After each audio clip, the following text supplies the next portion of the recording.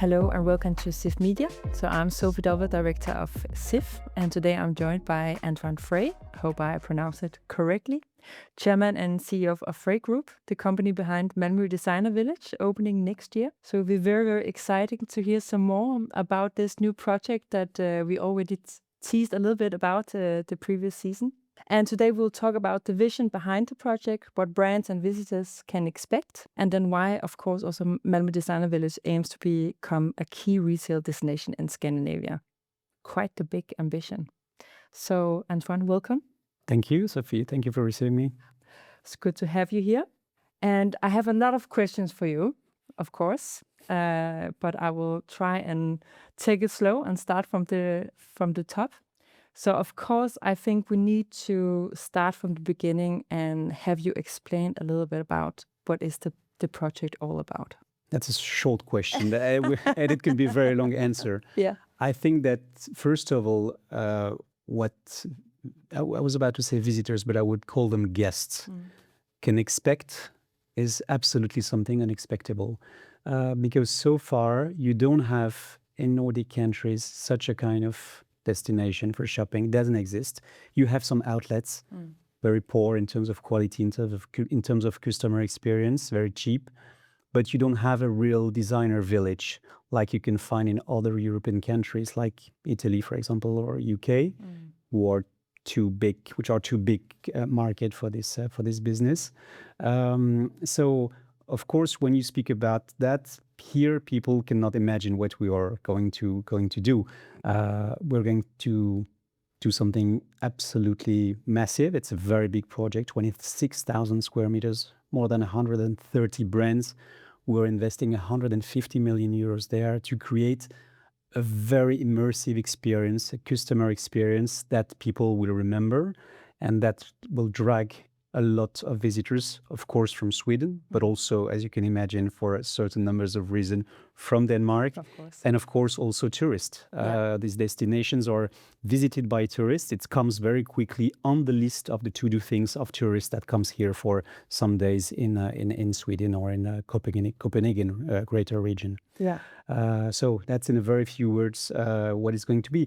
It's 130 brands. 50% of these brands are turned around fashion, 25% around sport, 10% around beauty, 5% around design and home, and 10% is F&B. Wow, it sounds amazing. And really something that we can relate to here at CIFF, and also with the immersive experience. And I think that's quite important. In today's world for the consumer, they expect so much more. So it's not just the racks and rails. Yes. But what could this immersive experience be like? And you say food and beverage partners. You know, we all have in our pocket the largest shopping center of the world. You can find all the brands you want, all the bargains you want, because these brands are offering bargains between -30% to -70% all year long. But you can find this online. Yeah. So if you don't give to visitors a good purpose to quit their sofa and to join us, sometimes doing an hour and a half of car to join us, it's giving a place where time is just suspended. Something that takes us out of the environment we are experiencing every day, where everything seems to go faster and faster, which is extremely stressing.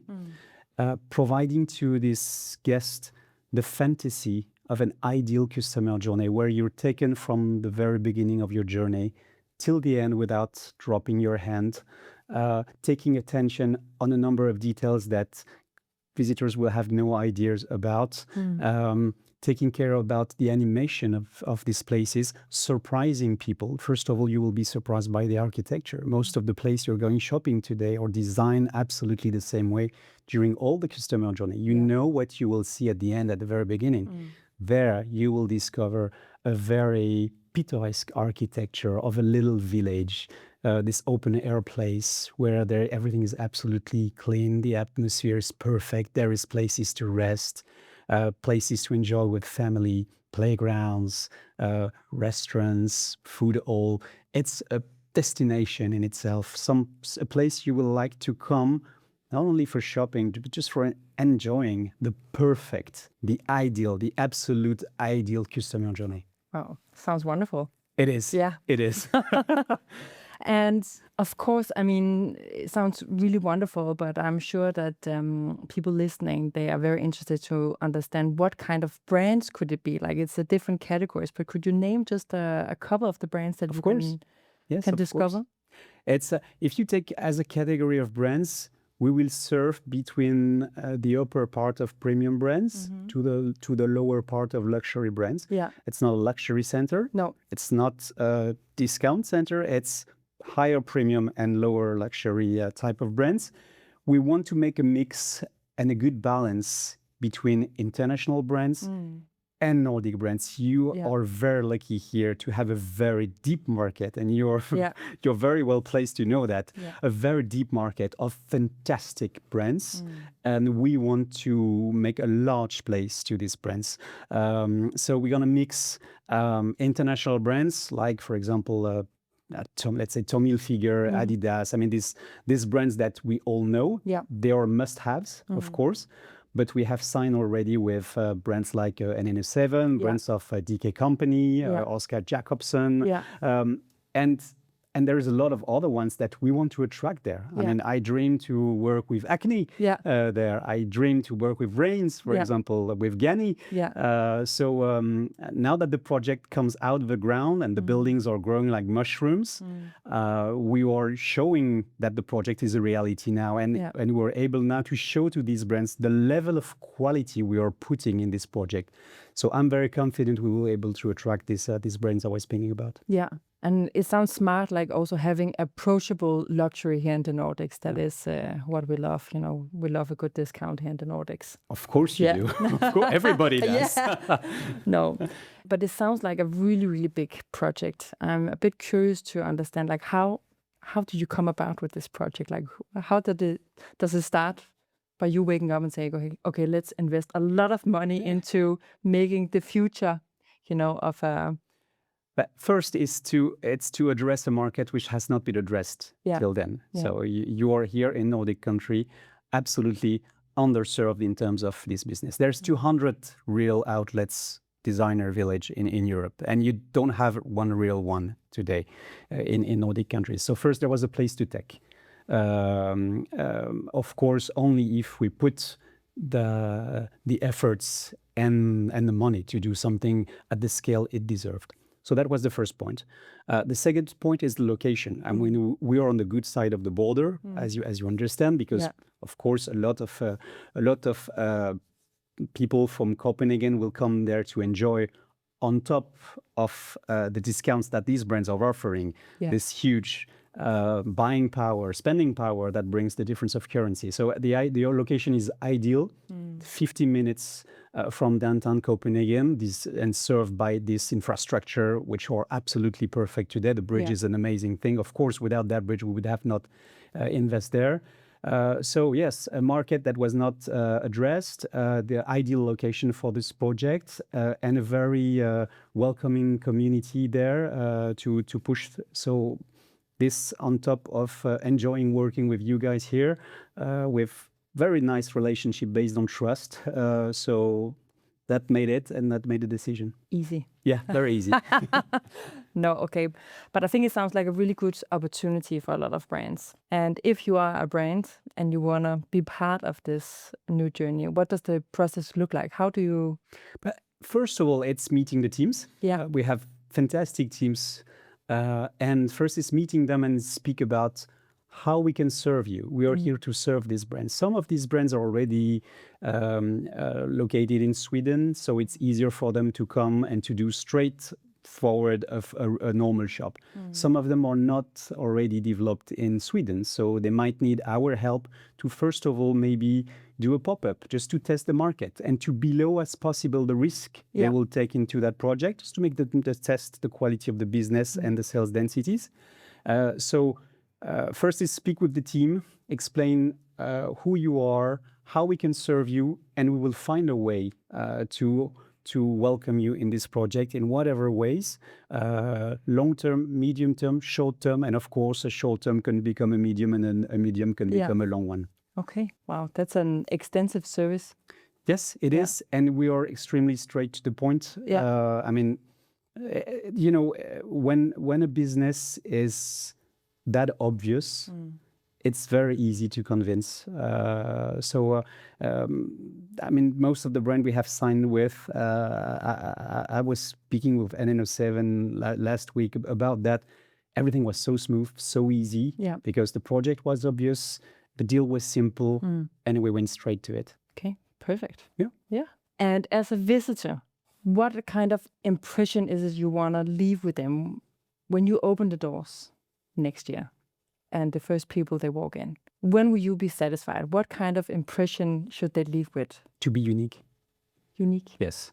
What I want is that everybody coming there will have the feeling that he has been considered as a guest, treated as a guest from the very beginning of the journey till the very end, and treated as somebody which is unique.